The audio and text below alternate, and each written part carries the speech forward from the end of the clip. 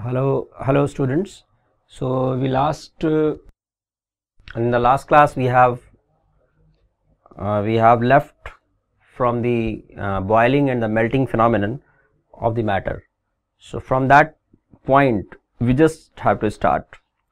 So I think there is a need to recall the last class. In the last lecture you have gone through that what matter is, how they are constituted. There is a distance between the constituent particles and there is interparticle force. Now on the basis of the interparticle force of attraction between the particles, we also have to understand certain features of the matter. So one of the most important in case of solids is the phenomenon of melting.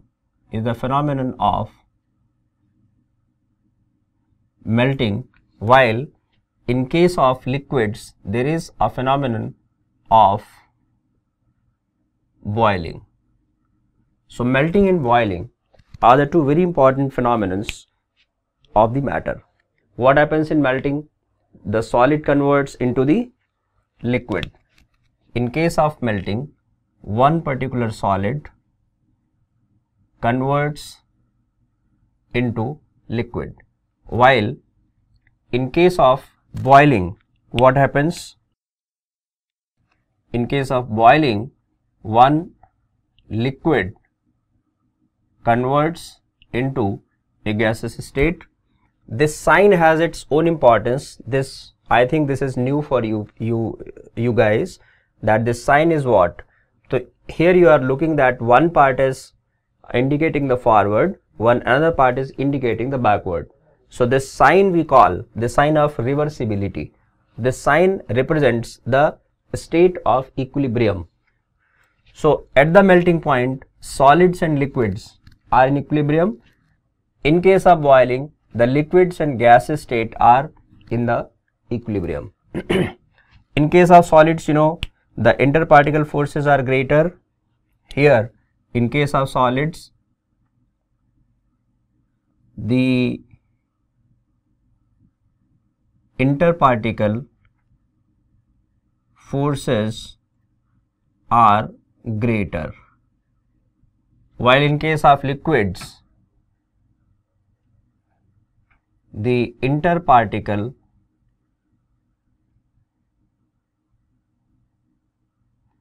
forces are moderate. So what we can conclude at this moment by knowing this feature, that in case of melting, the interparticle forces are getting released. At least we can conclude like this. Similarly, we can conclude here that interparticle forces are further released when the boiling happens. So we have to use the words very with the caution that here we cannot say that interparticle forces are no more. We only have to say that interparticle forces are released when it converts into solid to liquid, and it further release. There is a further release in the interparticle force when it converts into the gaseous state, because in the gaseous state the interparticle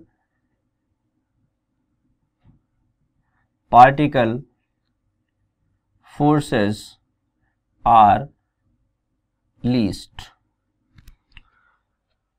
So at this moment we can conclude that for the melting purpose we have to supply that much of energy so that the interparticle forces can be released. And on that grounds, different materials have their different melting points, because in all the different materials the interparticle force of attraction magnitude is different.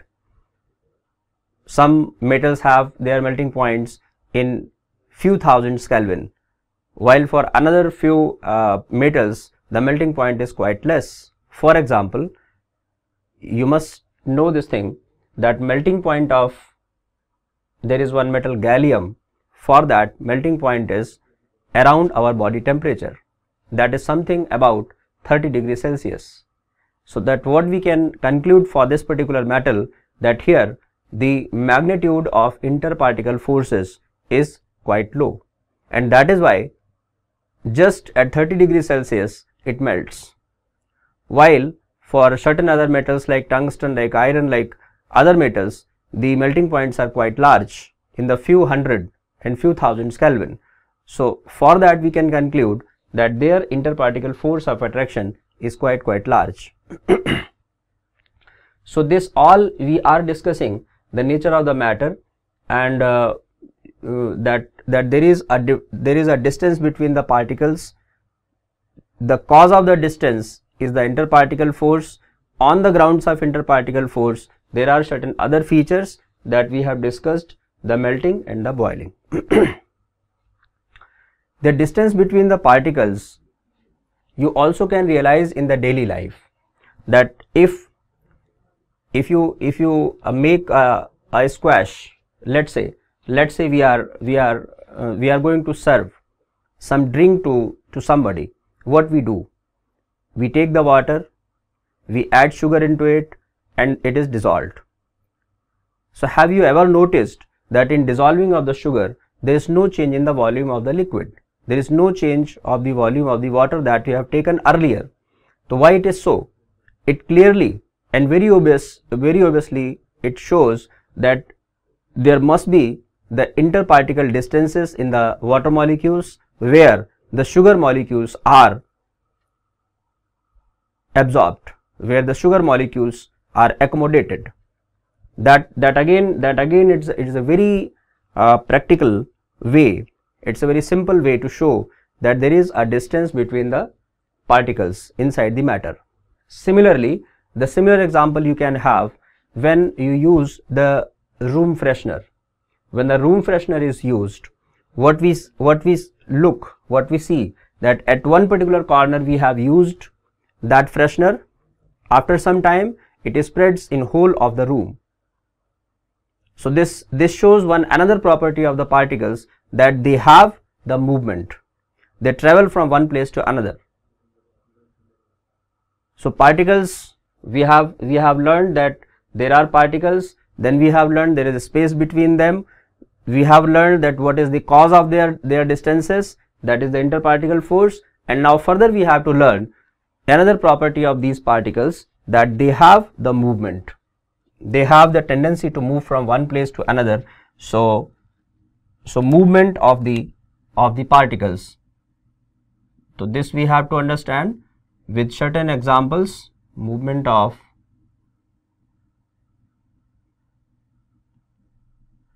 particles. So inside the matter, the particles move. So how to show it? Obviously, when the distance between the particles is very less, then their tendency of movement will be less, because they are hindered. Hindered is a new term for you. What is a hindered? Hindered is a term which is coming from hindrance. Hindered means that their motion is restricted. Hindered means their motion is restricted. So this restriction is maximum in case of solids. This restriction becomes moderate in case of liquids, and this restriction practically almost releases when it converts into the gaseous state, and therefore the gas molecules are quite free to move from one place to another. So this we can show the movement of particles in the gaseous state very easily. So for that matter, we can take the example of the room freshener. We can take the example of any such odor in the atmosphere as well, because all these odors, all these fragrances mix up on its own in whole of the available volume. So how they become present everywhere? Because of their movement. So what kind of movement they have? So particles inside the matter move differently.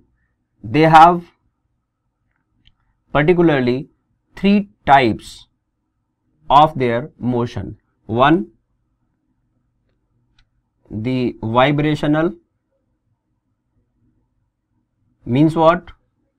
Vibration means what? the movement of the particle to and fro with respect to a mean position, something like the motion of the pendulum.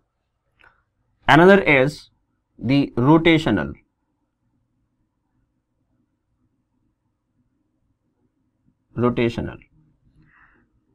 Another is, you understand well this thing, the translational. So what rotational motion is? When something rotates around one chosen axis, that becomes rotation. Translational, when a particle leaves its original position with respect to time.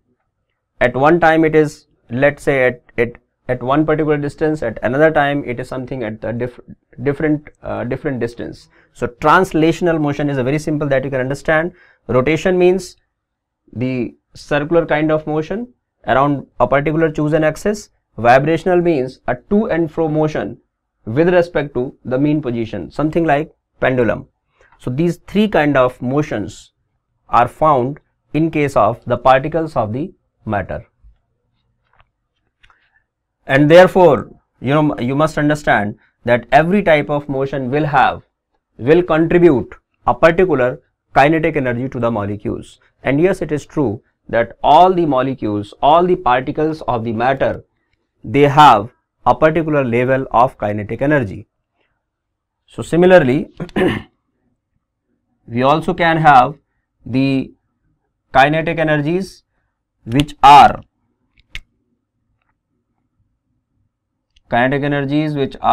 the vibrational, which are the rotational, which are the translational. So this is the whole sum of the kinetic energies inside the matter. Now as we increase the temperature, the kinetic energy increases. Why it happens? When you increase the temperature, the velocity of the molecules becomes more, and therefore the kinetic energy is half mv square.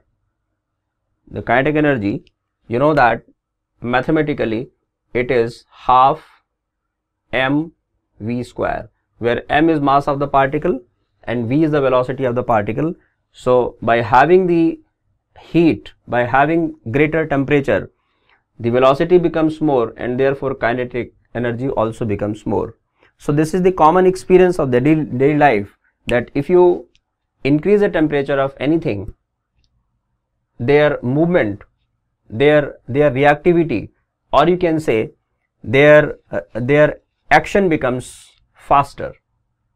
So this is true for all, because whole of any of the matter, they are always consist of some particles. Particles, by having the energy from the heat, their kinetic energy becomes large, and therefore their movement becomes faster. So this you can have the experience in the summers particularly. You must have experience that in summers the off flavors from the atmosphere come very easily because the temperatures are more, while in case of in winters, these kind of odors, these kind of flavors are less aggressive, I would like to say. So here the thing is that we have to understand what features of the matter are and how they are controlled, what are the factors which influence all these things. Solids also have their particular features, that they occupy a certain volume, while in case of liquids we can say that they occupy the certain volume, but they can have the shape as desired. You know that the same water you can have in the glass, the same water you can have in the jug, the same water you can have in the test tube. Every time the shape becomes something different, but this liberty is limited only up to the fluids. This you cannot have the different shapes for the same solid material. So fluid, when we call it fluid, that means the gaseous and the liquid states both. So gases and liquids have this liberty to take the shape as desired. In case of solids, there is one remarkable difference between from other states of matter, that they show a particular density. However, liquids can have the different densities, while the gases have very high variation of their densities depending upon temperature and pressure. So this happens because of greater compressibility of the gases. So at a fairly large range of temperature and pressure, the density of solids remain constant. So this is one particular feature that is something different from other states of matter with the solid state, that for the fairly long range of temperature and pressure, what I am saying, this is a little bit long statement, that fairly long range of temperature and pressure, density of solids remain constant, while density of liquids changes up to a little extent. But in case of gases, the density changes a lot depending upon temperature and pressure. So these are certain things. In case of boiling and in case of melting, the temperatures, the particular temperatures are called as the melting points and the boiling points. So we can say that melting happens at the melting point, we can say the boiling happens at the boiling point. So these are also specific temperatures for the particular given substances. Then in case of gases particularly, the temperature and pressure have a lot of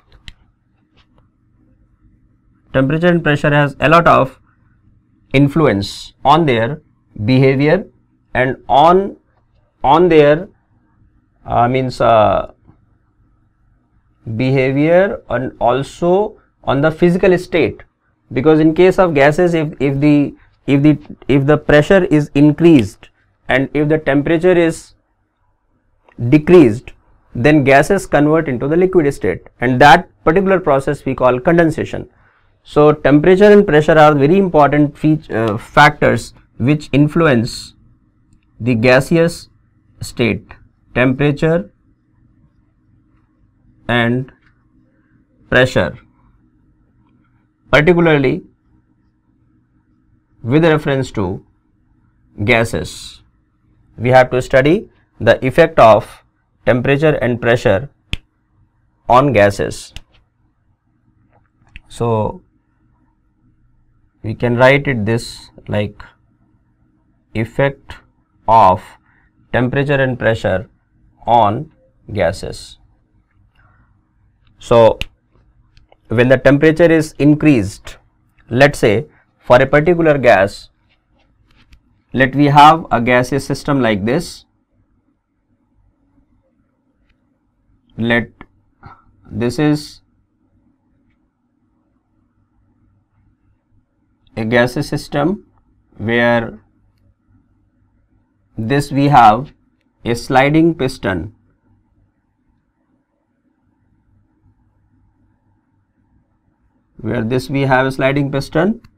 and inside this container there is a gas. Now let we increase the temperature of this gas from particular temperature, let's say it is T1, and let we are going to T2. Then what happens? And here T1 is less than T2. Just think that what will happen and you will get the answer yourself. Temperature kam tha pehle, it was less, now we have increased to the level of T2. So therefore the gas will expand and this piston will move up. This piston will move upwards, and that means what? The volume has been increased. So on increase of temperature, the volume is getting increased. Similarly, if the pressure is increased, then what will happen? So increase of pressure will affect differently. Increase of pressure means what? That let's say here the pressure was 1 atm, now we have done it 2 atmospheric pressure or 3 atmospheric pressure, then this piston will come downwards. and the gas will be compressed, and therefore what we can conclude for these things, that volume of the gas is directly proportional to temperature, while volume of the gas is inversely proportional to the pressure. This we can conclude for the gases, that on increase of temperature volume increases, on increase of pressure volume decreases. So just recap what we have studied in this lecture, that there is interparticle force. The release of interparticle force causes melting or the boiling. Then in case of solids, for a fairly long range of temperature and pressure, the properties remain constant. For liquids, they vary moderately, but in case of gases, their variation is quite large. So in case of gases, when we study the effect of temperature and pressure, what we have got, that volume is directly proportional to the temperature and volume is inversely proportional to the pressure. So this we have learned so far in this particular lecture. So just think about, and I think this is good enough for this session. So okay guys, thanks.